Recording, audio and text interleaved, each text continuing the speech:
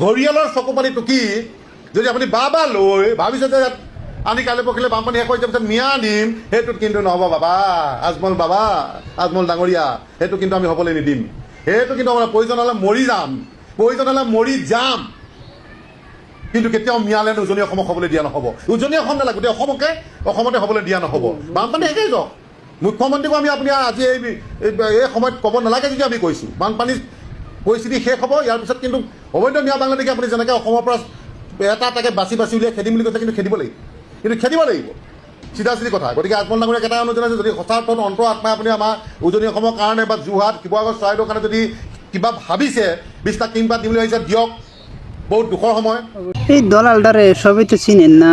এইটা আপনার শিবসাগরের না কোনখানের কি একটা সংগঠনের নেতা, মানে লিডার আর কি, হ্যাঁ, সংগঠনের সভাপতি। তো এটা হলো একটা মস্ত বড় দলাল।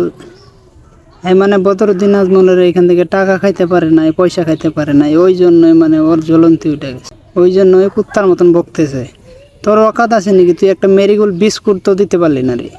ওই বানাকান্ত মানুষ যে আছে, বানপীড়িত মানুষ রে, তুই তো একটা 10 টাকা দামের মেরিগোল্ড বিস্কুটও দিতে পারলি না। বড় বড় লেসকার মারিস। বদরুদ্দিন আজমলের তুই একটা চুলের সমান নিয়ে হয়েছস।